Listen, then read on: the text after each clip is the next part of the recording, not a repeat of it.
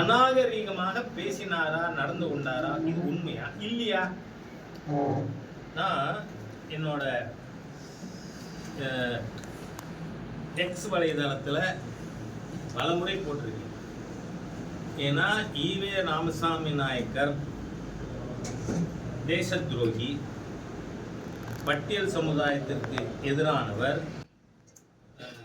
தமிழ் விரோதி, பெண்களுக்கு எதிராக மோசமான நடவடிக்கைகளில் ஈடுபட்டவர். இது எல்லாத்துக்கும் ஆதாரம் இருக்கு. இப்ப எங்கிட்ட ஆதாரம் கேட்டா கொடுக்கறதுக்கு ரெடியா தான் வந்து நான் கேட்கிறேன். முதல்ல 1944 சேலம் டிகா முதல் மாநாடு.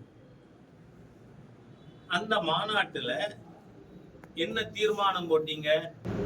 ஈவேரா தலைமை. அந்த மாநாட்டில் இவங்க போட்ட தீர்மானம், வெள்ளையன் வெளியேற வேண்டுமா? காந்தியார் சொல்லுகிறார். காந்தியாருக்கு நல்ல பைத்தியம் பிடித்திருக்கிறது. காந்தியார பைத்தியம்னு சொல்லலாமா? அப்படி சொன்னவங்களை யாராவது பைத்தியம் சொல்லிட்டா காரக்கல்ல கொண்டு எடுப்பீங்களா? நான் கேட்கிறேன், நண்பர் சீமான் அவர்களுடைய கட்சியினரை தீகா காலிகள் எப்படி அடிப்பீங்க? என்ன வன்முறையில் ஈடுபடுறதுக்கு உங்களுக்கு என்ன ரைட் இருக்கு? மாநில காவல்துறையும் மாநில அரசாங்கமும் பார்த்துக்கிட்டு சும்மா இருக்கிறதுனால எப்படி நீங்க சும்மா இருப்பீங்க? சீமானுக்கு அவரோட பல கருத்துக்கள் எனக்கு உடன்பாடு இல்லதான். ஆனா அதுக்காக நீங்க அவர் கருத்தை சொன்னாங்கிறதுக்கா இந்த கட்சியினரை கல்ல கொண்டு எடுப்பீங்களா, காரத்தாக்குவீங்களா? என்ன காலித்தனம் யோசிச்சு பார்க்கணும். நீங்க உங்க முதல் தீர்மானம் என்ன? தேச துரோகிகள். நீங்க ஈவேரா தலைமையில போட்ட தீர்மானம், வெள்ளையன் வெளியேற வேண்டுமா? காந்தியார் சொல்லுகிறார். காந்தியாருக்கு நல்ல பைத்தியம் பிடித்திருக்கு. அவருக்கு வைத்தியம் செய்யக்கூட இங்கிலாந்து தேசத்தில் இருந்துதான் வைத்தியரை வரவழைக்க வேண்டும். வெள்ளையன் வெளியேறிவிட்டால் விஞ்ஞானம் வெளியேறிவிடும். ஒரு வார்த்தை கூட என்னதில் அத்தனையும் ஈவேராவோட. வெள்ளையன் வெளியேறிவிட்டால் விஞ்ஞானம் வெளியேறிவிடும். கார் ஓடாது, பஸ் ஓடாது, தபால் தந்தி இருக்காது. இந்தியாவால் ஒரு குண்டூசி கூட தயாரிக்க முடியாது. வெக்கம் கெட்டவங்க. அணுகுண்டே தயார் பண்ணார் அட்டல்ஜி. உங்களா தலைவர்களா? தமிழன் சொன்னால் அவன் மனோரீதியாக குன்றி போக வேண்டும்.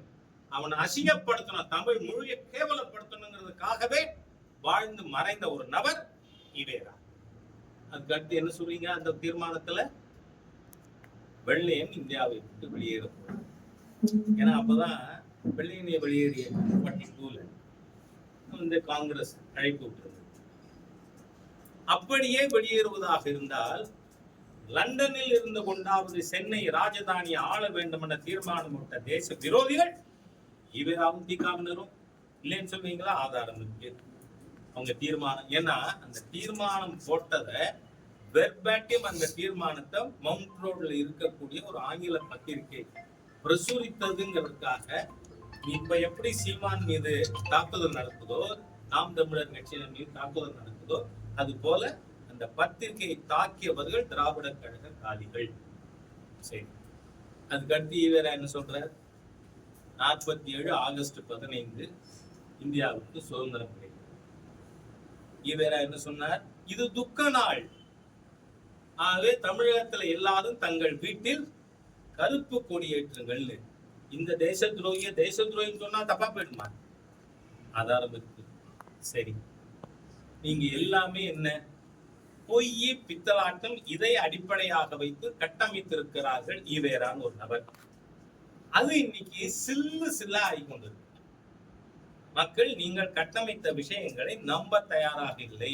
உங்க கட்டமைத்தது சொல்லட்டுமா? உங்களுக்கே சொல்லி யுனெஸ்கோ அவார்டு கொடுத்தது ஈவேராக்கு போய் சொல்றீங்க. அது உருட்டு இல்லையா, புரட்டு இல்லையா? சரி, அதுக்கடுத்து நீங்க பாத்தீங்கன்னா இன்னொரு புரட்டு என்ன? கல்லுக்கு எதிராக ஈவேரா போராடினார். என்ன பண்ணாரு? அவர் வீட்டில் இருந்த 1000 தென்னை மரங்களை வெட்டி சாய்த்தார். இதுக்கு நண்பர் சீமான் கரெக்டா கேட்டிருக்காரு. ஏன் இந்த 1000 மரத்துலையும் கல் இறக்க மாட்டேன்னு சொன்னா முடிஞ்சு போச்சு. என்ன பகுதி இருக்கு? 1000 மரத்தை வெட்டேன். ஆனா அதுவே புரியுது. ஏன்னா என்னோட நண்பர் எழுத்தாளர் பிரபாகரன் ஈவேராவுக்கு என்னென்ன சொத்து இருந்தது, அதுல என்னென்ன மரம் இருந்தது எல்லாம் 11 அடங்கல், DO சர்டிபிகேட் எல்லாம் வாங்கி வச்சிருக்காரு. ஈவேரா கிட்ட அதிகபட்சம் இந்த தென்னை மரமே 160. 1000 மரம் யாரு விட்ட மரத்தை போய் ஈவேரா வெட்டினாரு. எவ்வளவு தூரம் ஒரு போலி பிம்பத்தை உருவாக்குறாங்கன்னு. அது போலிங்கிறதுனால அது தகர துவங்கி இருக்கிறது. அதனால நீங்க அந்த சீமான் மேல கோபம், அவங்க நாம் தமிழர் கட்சிக்காரங்க மேல கல்ல விட்டு அடிப்பீங்க. சரி, அதே மாதிரி ஈவேரா பெண் விடுதலைக்கு போராடினார. ஏற்கனவே நான் பதிவு போட்டிருக்கேன். தமிழர் தலைவர் பெரியார் ஈவேராவின் வாழ்க்கை பாகம் 1, அதுல பக்கம் 34.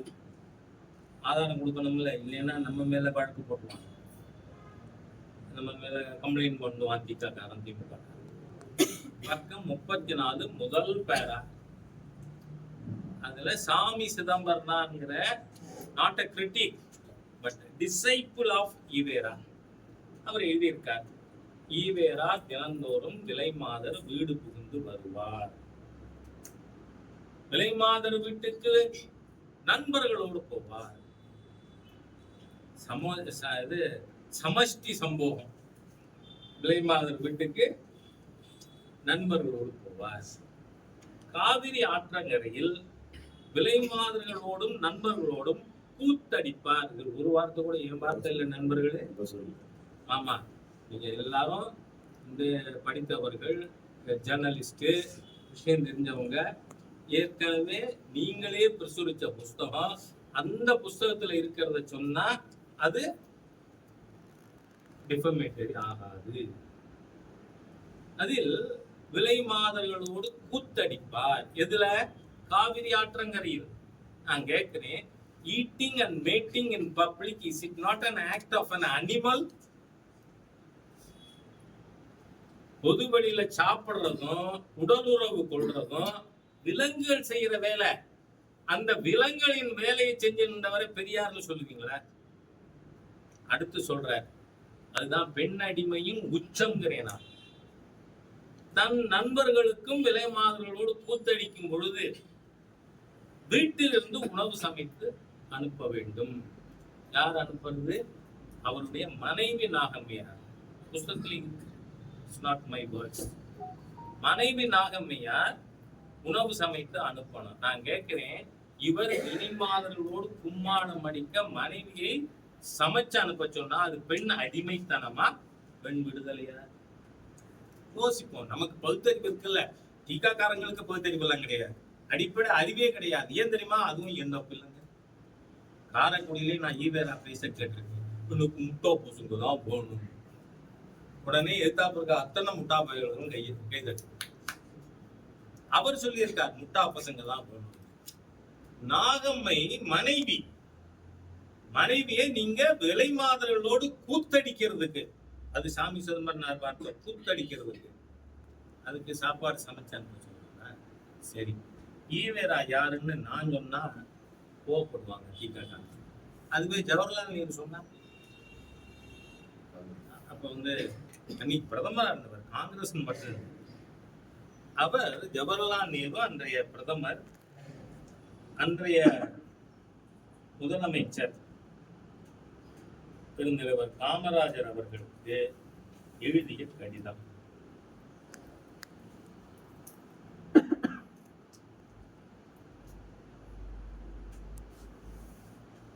முழுக்க நான் படிச்சிருந்தேன், 4 வரிதான்.